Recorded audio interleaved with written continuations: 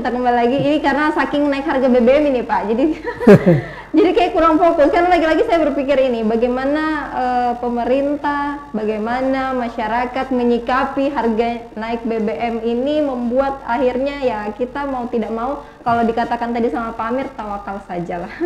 Kayaknya kita harus sabar saja.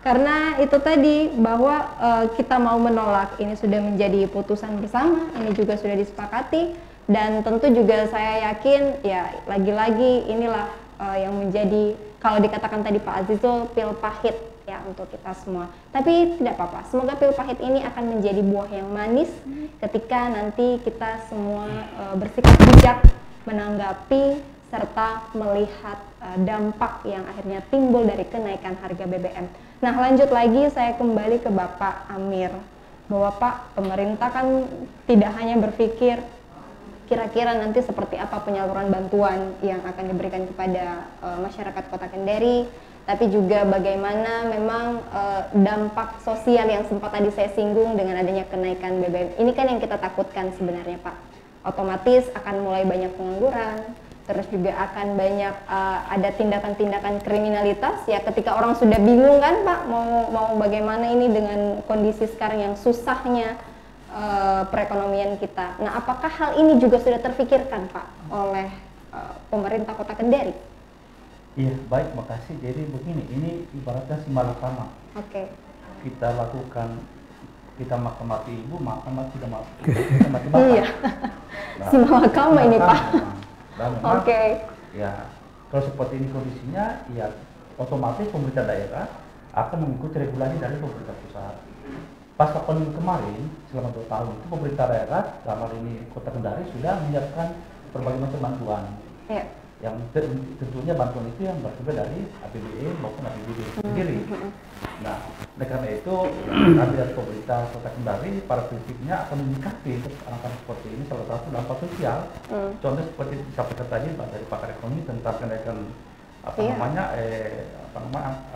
transportasi. Iya, betul Pak.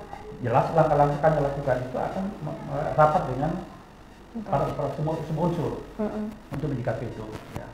Sehingga ya saya sampaikan ya melalui kesempatan ini, memang awal-awalnya sih memang agak berat, tapi lama-lama kita laksanakan jalan secara tidak. Ya. Tadi Pak Asis tadi saudara saya mengatakan itu pil pahit. Tepat prinsipnya pil pahit itu akan menjadi obat sembuh. Iya. Ya, mudah-mudahan Pak kita harapannya seperti itu. Sehingga memang tidak bisa kita ada dan kita bisa lakukan. Iya, tidak ada pilihan lain ya Pak. Iya, artinya pemerintah daerah hanya menyikapi tentang dampak sosial. Oke. Dan itu saya kira pemerintah pusat sudah pikirkan itu. Iya. Ya, saya kira seperti itu. Berarti nanti akan ada kolaborasi dong Pak yang dibangun antar pihak internal maupun eksternal ya lagi-lagi. Pasti. Okay. Ya. Lalu nanti bentuk penyaluran bantuannya seperti apa Pak? Apakah akan ada klasifikasi khusus maksudnya bagi orang-orang yang tidak mampu begitu, atau memang dibagi klasternya gitu Pak? Ya, kalau kemarin pasca pandemi itu sudah ada regulasinya. Oke. Ya, sekarang ini kami tinggal menunggu regulasi seperti apa, kebijakan dari pemerintah pusat. Karena pemerintah daerah kan pelaksana di lapangan. Tersebut itu adalah dari pemerintah pusat. Kira begitu Mbak. Siap Pak. Nah, saya ke Bapak Syamsir. Jadi memang Pak, kita tahu kondisi inilah yang membuat bukan hanya dilema. Kalau tadi Pak Amir sudah mengatakan seperti makan buah si malakama, mau maju kena, mundur kena gitu kan Pak, ibaratnya. Nah, lalu dengan kondisi saat ini, kita sebagai konsumen sebenarnya, ya bisa apa Pak dengan hal tersebut? Apakah ya hanya menerima saja, atau mungkin ada hal lain yang bisa dilakukan sebagai upaya ya minimal membuat akhirnya kita bisa terima dengan keadaan ini? Gimana Pak? Iya, jadi begini, saya sudah setuju tadi bahwa ini adalah si malakama, diskusinya di situ. Yang kedua, kita melakukan apa? Pertama, tentu sebagai konsumen kita harus jadi konsumen yang cerdas. Cerdas dalam artian bagaimana kita melakukan alokasi pengeluaran yang walaupun situasinya tentu agak berbeda yang Mbak Dian bilang tadi. Alokasi pengeluaran sebisa mungkin itu diarahkan pada terutama pada aspek yang dianggap sebagai kebutuhan primer yang kemudian itu menjadi prioritas. Yang kedua, ini kan pandemi kemarin sebetulnya sudah mulai mengajak kita untuk bagaimana shifting, berpindah dari pola konsumsi yang konvensional ke digital. Dan sesungguhnya itu cenderung memberikan ruang yang lebih mudah dan lebih murah di dalam kita melakukan konsumsi barang dengan menggunakan model pola bisnis, pola konsumsi digital. Nah, ini yang saya kira perlu dioptimalkan. Karena kalau kita konsumsi optimalnya, walaupun bacaan saya adalah kenaikan BBM ini akan mendorong kenaikan transportasi dan logistik, biaya logistik. Pasti, Pak. Tetapi kan pemerintah pusat maupun pemerintah daerah sudah tentu memikirkan bagaimana kenaikan itu harus berimbang agar tidak menekan konsumsi dan tidak menekan inflasi maupun daya beli tadi. Nah, oleh karena kita sebagai masyarakat tadi, itu tadi pola yang pertama adalah bagaimana menjadi konsumen yang cerdas, yang kemudian adalah tadi memanfaatkan digital, platform digital yang kemudian itu menurut kita jauh lebih murah, lebih mudah. Nah, walaupun kendala-kendala yang kita rasakan pada aspek literasi maupun infrastruktur digital yang belum merata di semua daerah, tapi ini perlu dipikirkan lebih dini. Yang ketiga, kalau bahwa beberapa kebutuhan kita yang sebetulnya katakanlah di Kota Kendari, di Sulawesi Tenggara, yang rata-rata katakanlah pemenuhan kebutuhannya kita harus datangkan dari daerah luar.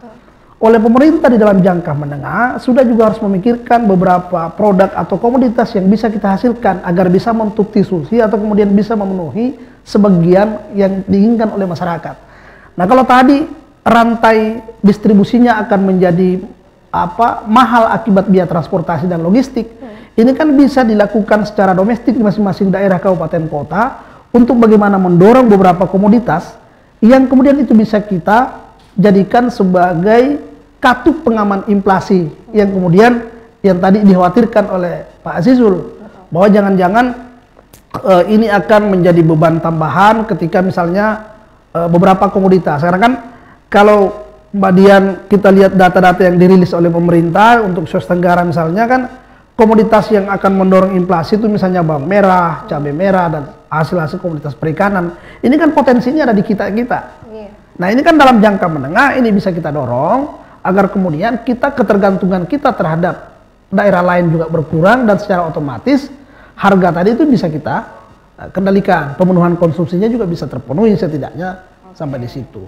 Jadi memang ya tinggal kita bagaimana menyikapi ya Pak situasi ini. Ya semoga juga dengan yang disampaikan tadi ini akhirnya membuat BBM mungkin tetap naik tapi kita tidak begitu merasakan dampak yang sangat besar seperti itu. Nah, saya ke Pak Azizul. Lalu Pak, dengan situasi ini kan ya banyak pihak yang tidak setuju, banyak pihak yang menolak, bahkan memang sampai melakukan aksi unjuk rasa. Nah, yang kita takutkan kan nantinya malah menjadi persepsi lain lagi yang tadinya ingin menolak harga BBM tapi malah lain lagi kan, itu yang ditakutkan implikasi-implikasi itu. Lalu menurut Bapak bagaimana mungkin dalam hal ini kan selaku Ketua Pimpinan Wilayah Muhammadiyah juga yang kita tahu juga para mahasiswa pemuda ya di situ juga banyak. Ini bagaimana untuk membuat statement ya agar ini jangan sampai jadi bola liar gitu Pak. Iya. Pertama saya kira begini. Ketika ada kelompok yang melakukan pressure terhadap kenaikan harga BBM ini, ya di alam demokrasi ya, saya kira ini hal yang wajar-wajar saja. Wajar-wajar saja dalam artian begini, kita tidak boleh atau pemerintah kemudian mempersepsikan bahwa yang mengkritik ini ya, seolah-olah tidak percaya bahwa pemerintah itu memiliki niatan yang jahat atau buruk. Bahwa saya yakin bahwa tidak ada satupun ya pemerintah ya, di dunia termasuk di Indonesia yang punya maksud untuk mencelakakan ya warga negaranya. Nah, di titik itu saya kira aksi yang hadir ini ya, saya kira ini adalah kalau kita ada asap, ada api, saya kira ini ya ini ya hal yang lumrah. Nah, saya kira dan kita tidak boleh mempersepsikan ini bahwa dia tidak cinta terhadap pemerintahnya, dia curiga dengan pemerintahnya. Jadi kalau ada yang kurang puas, saya kira itu hal yang wajar. Ketika misalkan ada yang menganggap bahwa kebijakan ya ekonomi ya yang dikeluarkan oleh pemerintah kita saat ini ada sebagian yang menganggap kurang puas ya, saya kira ya, asumsi kami ini hal yang wajar ketika ya apa yang dikeluhkan ini ya adalah fakta-fakta ya, bukan misalkan itu hoax dan sebagainya. Dan itu bisa dipertanggungjawabkan, dan kelompok-kelompok penekan ini saya kira ini dibutuhkan karena kan harus ada namanya check and balance ya, check and balance, karena sebenarnya ini bisa dilakukan oleh parlemen ketika parlemen kita ya bisa menjadi mitra dalam hal mewujudkan check and balance. Nah, saya kira aspirasi yang dilakukan khususnya pada mahasiswa hari ini bentuk daripada check and balance, dan ini menunjukkan ya eksistensi ya generasi muda kita sebenarnya ya akan ini tadi mencintai ya negara kita, bukan justru ya kita mau ada dan kita mau memberikan legitimasi bahwa yang melakukan aksi itu ya dia berprasangka buruk dengan pemerintah. Ini saya kira perlu kita luruskan. Memang kalau kita lihat dalam tatanan kalau kita lihat banyak sekali yang terjadi sebenarnya ya efek domino daripada itu ya. Saya kira masih sangat masih sangat terasa di ingatan kita ya ketika aksi massa ya, dan itu eskalasi nasional ketika misalkan dirubah perubahan undang-undang KPK ya, ini kan melibatkan aksi massa yang begitu besar, dan ini aksi seluruh Indonesia termasuk di Kendari ya. Betul. Justru di kita kan ada korban yang meninggal ya, 2 mahasiswa yang meninggal. Saya kira kejadian-kejadian ini ya, saya kira ya kita tidak mau terulang, maka saya bilang ini ya kesiagapan kita ya. Saya kira hari ini ya kita juga belum melihat ya ada statement atau ada titik terang ya yang diberikan oleh pemerintah, khususnya pemerintah daerah itu hadirnya maksudnya begini, ada skema apa yang mau dilakukan ya pasca diumumkannya kenaikan harga ya, karena kenapa kan konstitusi kita sudah sangat jelas ya, melindungi segenap tumpah darah, ini saya kira tertuang di dalam konstitusi kita ya, jadi hadir di situ ya, saya kira ini yang perlu kita jadi sebenarnya menunggu ketika sudah ada titik terang itu ya, saya kira ya adik-adik kita juga akan bisa memahami itu, dan saya kira juga ya bapak-bapak semua memang kalau mau jujur saya kira memang ada di posisi sulit, tapi posisi sulit ini bukan berarti tanpa solusi. Saya kira kita bisa, misalkan begini ya, ketika kita bicara beban kan argumentasinya tadi beban subsidi ya, yang begitu sangat besar ya. Misalkan kenapa misalkan tidak kita ada misalkan begini mungkin nanti bisa ditambah oleh Pak Samsir, pakar ekonomi kita, misalkan pajak batu bara misalkan ya, pajak batu bara ya, atau misalkan sekalian cukai rokok yang kita mahalkan, atau sebenarnya kenapa langsung dari 7.000 kemudian menjadi 10.000?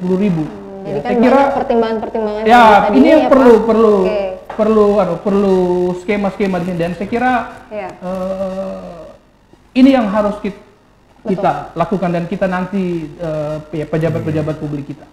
Siap Pak. Nah, baik, saya persilakan kepada seluruh teman-teman yang bergabung melalui virtual Zoom kita saat ini untuk sekiranya akan memberikan satu pertanyaan kepada narasumber kita.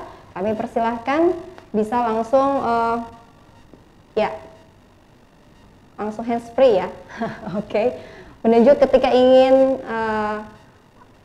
bertanya kepada narasumber kita pada siang hari ini, kami persilahkan memberikan pertanyaan yang singkat saja namun jelas ya. Oke, silakan dari akun BEM Febi ya, Fakultas Ekonomi Bisnis UHO.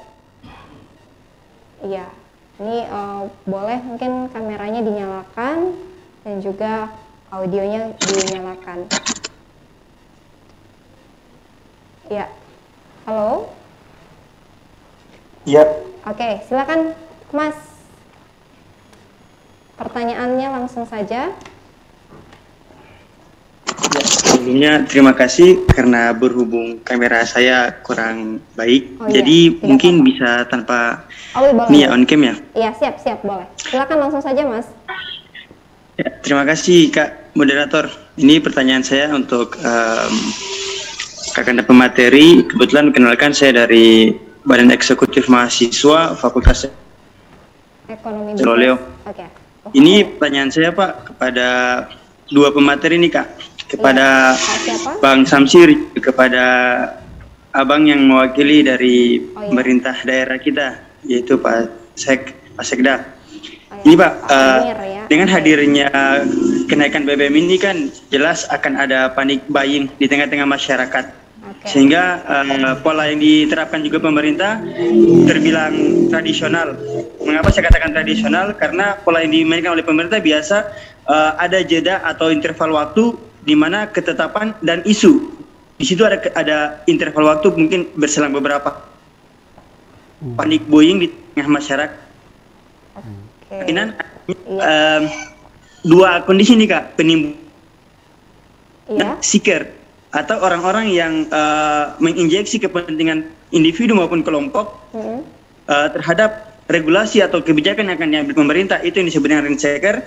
Yang kemudian penimbunan bisa dikatakan seperti perusahaan-perusahaan industri yang langsung membeli secara banyak begitu supaya demi kepentingan produksi misalkan.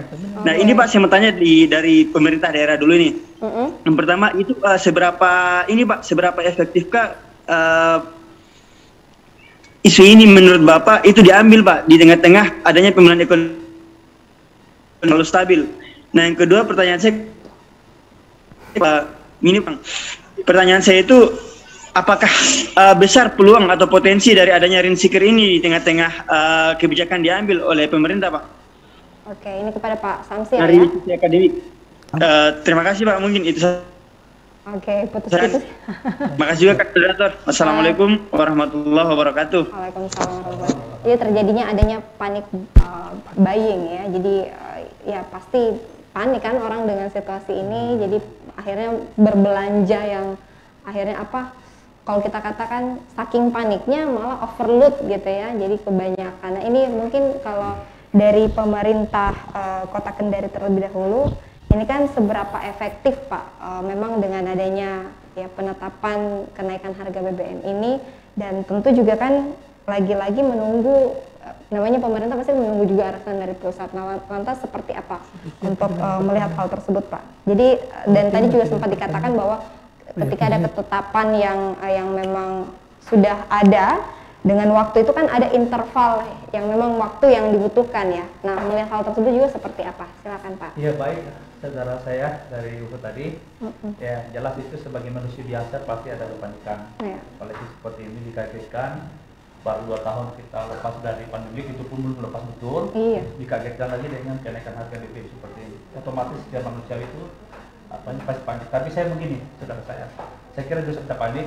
Saya kira pemerintah seperti kata Pak Akisul tadi itu tidak diam untuk memikirkan masyarakatnya, dan tidak satu negara yang memikirkan untuk kemaslahatan untuk rakyatnya. Pada prinsipnya kami dari pemerintah Kota Kendari ya, kami tinggal mendukung regulasi atau aturan apa yang dari turun dari pusat, dan pada prinsipnya ya saya kira pemerintah pusat dalam hal ini Presiden sebelum mengumumkan kenaikan harga BBM sudah mengantisipasi apa yang akan terjadi, mungkin dengan banyak bantuan kepada masyarakat yang masyarakat kecil. Ya, saya kira begitu Pak. Nanti ditambahkan Pak. Oh, iya.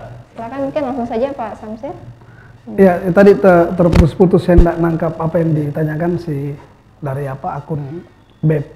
Tapi gini, secara sederhana kan apapun keputusan pemerintah ketika ada perubahan harga, baik itu turun maupun naik, terutama pada komunitas yang penting tadi pasti ada panik buying.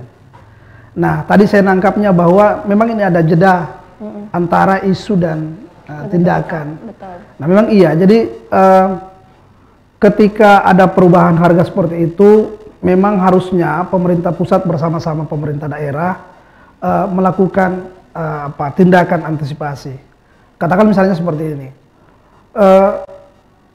kalaupun sekarang ini masyarakat sudah mulai memahami, memberikan paling tidak menerima bahwa ada kenaikan harga karena efek tadi beban fiskal, tetapi kan kita berharap juga tidak ngantri kan gitu. Yeah.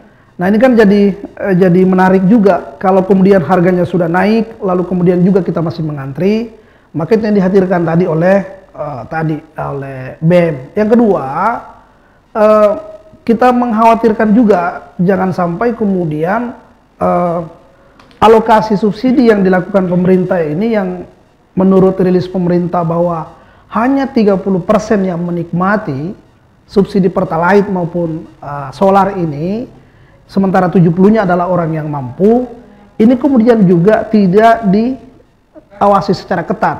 Nah sekarang kan apakah ada jaminan ketika perubahan adjustment tadi ini yang kemudian subsidinya kita tarik sebagian lalu kemudian dalam bentuk personal atau individu melalui bantalan sosial, apakah ini juga masih ada jaminan untuk mengurai celah-celah tadi yang dikhawatirkan oleh mahasiswa. Nah oleh karena itu kita juga butuh sebetulnya informasi yang selain pemerintah, nanti kan ada operator yang akan menyampaikan soal berapa akumulasi, berapa rata-rata jumlah kebutuhan stocking konsumsi kita di Sulawesi Tenggara untuk BBM itu seperti apa. Lalu kemudian bagaimana kesiapan kita di dalam memitigasi kalau tadi ada perubahan-perubahan. Nah sehingga tadi adik mahasiswa menyampaikan ini kan ada panic buying dan seterusnya, itu benar adanya. Dan yang kedua adalah kalau kita bicara soal tadi yang sempat saya nangkap, Pak, ini kan akan mengarah pada aspek tadi yang dikhawatirkan soal kenaikan dan seterusnya. Jadi saya sudah sampaikan di awal tadi bahwa memang efeknya ini akan spiral. Nah tinggal kemudian sekali lagi perlu ada pengimbangan. Jadi pemerintah pusat maupun pemerintah daerah perlu melakukan perimbangan kebijakan agar kenaikan transportasi maupun logistik ini tidak terlalu besar, yang kemudian dampaknya terhadap daya beli maupun konsumsi yang juga dikhawatirkan oleh teman kita ini Pak Ketua Pemuda bahwa ada efek sosial yang kemudian kita khawatirkan. Ini yang perlu segera ditindaki. Dan yang ketiga adalah harusnya pemerintah daerah juga ini sudah mulai melakukan rapat, misalnya kan, bagaimana mengatur soal tarif. Nah, kalau itu adalah di Kota Kendari misalnya adalah kewenangan wali kota, kalau itu misalnya adalah tarif antar pulau adalah kewenangan gubernur, ini segera ditindaki agar kemudian tadi hal-hal yang disampaikan mahasiswa ini kemudian tidak melebar. Nah, jadi kajiannya seperti itu. Sulawesi Tenggara dan karakteristik pulau tentu akan ada tekanan dari aspek itu, misalnya solar, kemudian pertalite. Nah ini yang menurut kita memang sesegera mungkin pemerintah daerah melakukan rapat koordinasi terhadap dampak. Karena diskusi soal 10.000 tadi, hitung-hitungan pemerintah pusat kan menentukan harga jual ini kan. Kalau kita lihat formulanya harga dasar ditambah margin ditambah pajak kan gitu. Setelah itu keluar. Nah, selisih antara keekonomian dengan harga yang disampaikan di masyarakat itulah yang sebetulnya subsidi. Nah, jadi angka subsidi itu yang kalau kita bicara harga keekonomian misalnya pertalite itu kurang lebih 14.000, solar itu 13.000-an sampai di kita seperti itu kan ada selisih mencapai kurang lebih 40 sekian persen. Nah, 30 sampai 40 sekian persen. Nah, itu yang dikurangi. Tetapi ya itu tadi hitungan-hitungan itu perlu disampaikan dan pemerintah daerah perlu responsif di dalam memitigasi dampaknya tadi. Oke, gitu. siap. Seperti itu ya. Jadi semoga ini menjawab pertanyaan yang disampaikan tadi oleh perwakilan Badan Eksekutif Mahasiswa Fakultas Ekonomi Bisnis UHO. Oke, masih ada lagi pertanyaan? Ya, kami persilakan lagi kepada teman-teman yang bergabung melalui virtual Zoom untuk memberikan pertanyaannya seputar ya memang kondisi yang cukup berat dengan kenaikan harga BBM ini, boleh silakan langsung sebelum kita beralih ke segmen selanjutnya. Masih ada ya? Itu Pak Taufik ya sudah. Oh iya. Oke, masih ada Pak Taufik. Iya. Mungkin saya mau menyapa Pak Taufik juga yang sudah bergabung lagi. Halo Pak. Halo, Iya. sore ya. Oh iya. Bapak-bapak sekalian yang kami hormati, Siap. yang mewakili Pak Asda, Pak Samsir dan Pak Azizul ya dari Iya. Muhammadiyah. Boleh langsung disampaikan ini ya dari Pertamina ya. Iya boleh Pak. Saya juga sudah Oke, punya ada beberapa pertanyaan ini Pak. Silakan Pak. Jadi terima kasih atas kesempatannya. Yang pertama kami ingin menyampaikan bahwa di dalam undang-undang ataupun mungkin peraturan presiden itu Pertamina ditugaskan sebagai operator yang mendistribusikan BBM. Jadi peran Pertamina dalam hal BBM bersubsidi ini sebatas menyiapkan stok dan menyalurkan kepada masyarakat. Alhamdulillah untuk per hari ini ya, ini saya bacakan juga untuk BBM di Sulawesi Tenggara itu pada posisi yang sangat aman bahkan tebal ya. Jadi untuk Pertalite sendiri itu stoknya untuk Sulawesi Tenggara di angka 40.000, sedangkan konsumsi hariannya itu hanya sekitar 956 kiloliter, sehingga lonjakan konsumsi berpuluh-puluh kali lipat pun Pertamina di Sulawesi Tenggara itu masih tersedia stoknya. Jadi masyarakat tidak perlu panik ya, dan kami catat ini beberapa hari terakhir sejak diumumkan itu konsumsinya masih sangat normal, sehingga tidak ada kenaikan konsumsi, tidak ada pembelian berlebih dan lain sebagainya. Kemudian untuk solar sendiri itu dengan konsumsi rata-rata 1.856 kiloliter, stok kita yang ada di 4 terminal BBM, Meraha, Kendari, Kolaka dan juga Bau-Bau itu ada sekitar 30.000 lebih kiloliter. Jadi mampu menampung lonjakan konsumsi sekitar 16 kali lipat lebih lah yang dapat ditampung, sehingga pada posisi ini kami sampaikan bahwa stok sangat aman. Yang menjadi kekhawatiran masyarakat kan mungkin kok setelah SPBU kemarin dilakukan penyesuaian harga kok ada yang tutup dan lain sebagainya, apakah mungkin ada permainan atau mungkin stoknya habis dan lain sebagainya, kan yang sering ditanyakan seperti itu.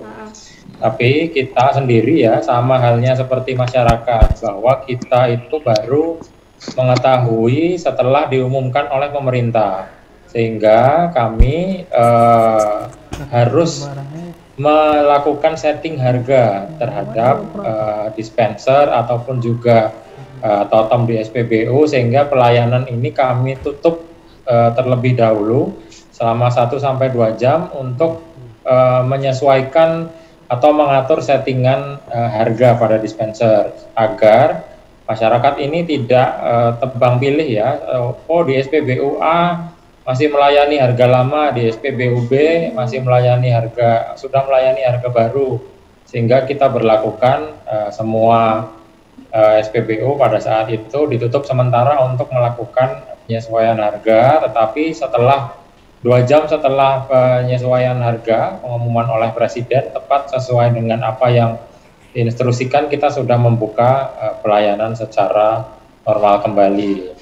Nah kemudian dalam koridor subsidi ya, yang kita permasalahkan mungkin selama ini dari tahun ke tahun, terlepas dari persoalan isu kemudian harga dan lain sebagainya, adalah apakah subsidi saat ini sudah tepat sasaran seperti itu. Iya, betul, Pak. Nah kami sampaikan juga bahwa Pertamina itu mulai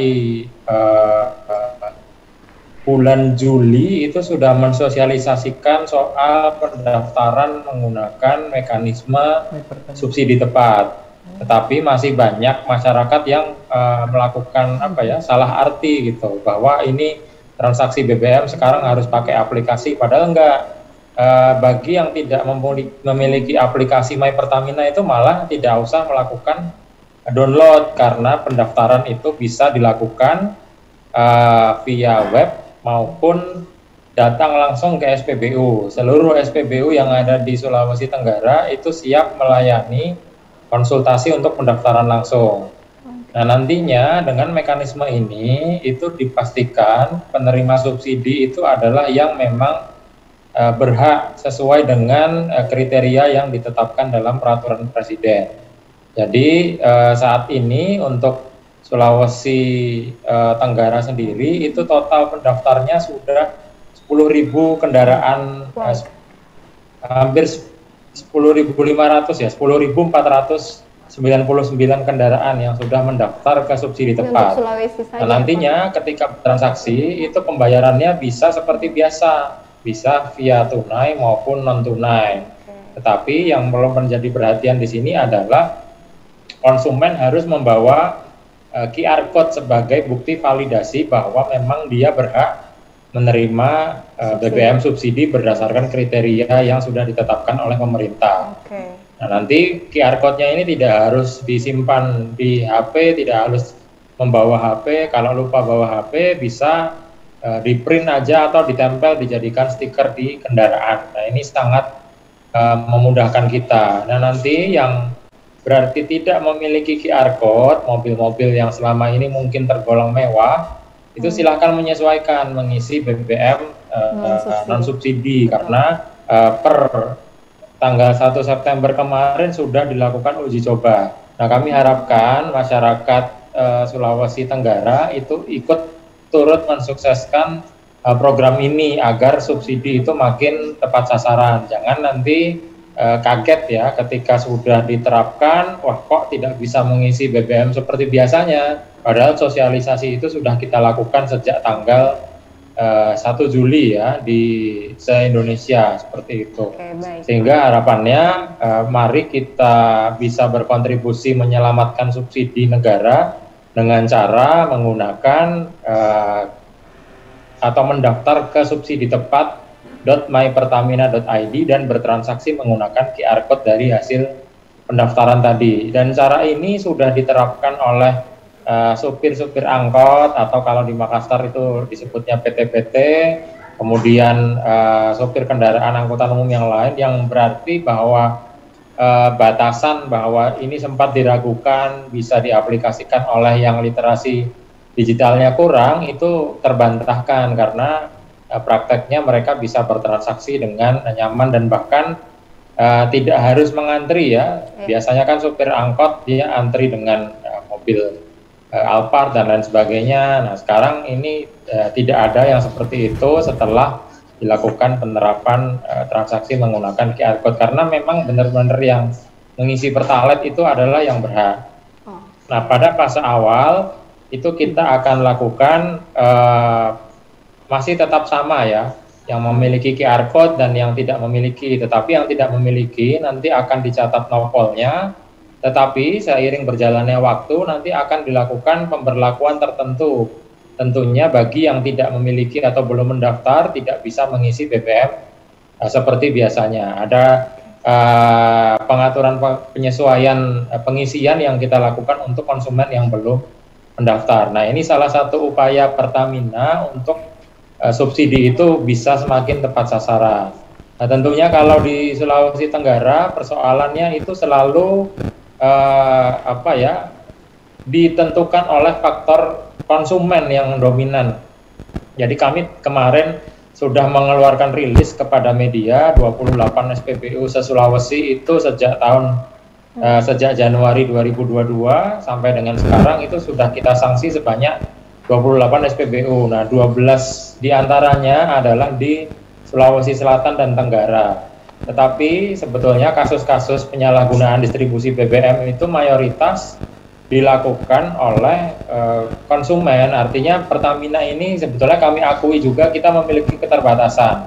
Keterbatasannya dalam hal kita hanya bisa melakukan sanksi terhadap SPBU maupun dalam pagar SPBU. Tetapi kita tidak bisa memberikan sanksi terhadap konsumen, padahal faktor dominan pelanggarannya itu ada pada konsumen, seperti misalnya memodifikasi tangki, kemudian mengisi jerigen yang seharusnya dia membawa surat rekomendasi, tapi ini asal ngisi saja. Nah, itu kan sudah niat jahat dari konsumennya. Nah, kepolisian kami harapkan pada kasus seperti ini memang sudah dicantumkan oleh Perpres nomor 191 tahun 2014. Tanpa minta sekalipun, kepolisian berhak untuk menjatuhkan pidana ya terhadap atau menindak oknum-oknum konsumen yang berseliweran. Kita tentunya tidak cukup dengan diselesaikan memberikan sanksi kepada SPBU, tetapi konsumen yang meniat atau melakukan niat jahat ini ya memang harus dikenakan pidana maksimal supaya tidak ada praktek-praktek serupa lagi. Iya, baik. Nah, tetapi dengan nanti sudah diterapkan subsidi tepat, itu otomatis dia akan memiliki kapasitas pengisian sesuai dengan tangki kendaraannya. Kemudian dalam sehari maksimal juga hanya bisa mengisi sesuai yang di kapasitas tangki atau yang ditentukan oleh peraturan yang diterapkan secara nasional, sehingga nanti praktek-praktek pengisian secara ilegal itu akan gugur sendirinya ketika subsidi tepat itu sudah dilaksanakan. Mari masyarakat Sulawesi Tenggara, kami harapkan mendukung program ini dengan mendaftar sesegera mungkin ke website subsiditepat.mypertamina.id agar subsidi makin tepat sasaran seperti itu. Oke, baik Pak, terima kasih ya, penjelasannya sudah cukup jelas. Dan bagi mungkin para peserta virtual Zoom yang bergabung yang ingin menanyakan sesuatu hal kepada Bapak Taufik, kita tahan dulu, kita akan kembali setelah yang satu ini. Jangan kemana-mana, tetap dalam Dialog Khusus.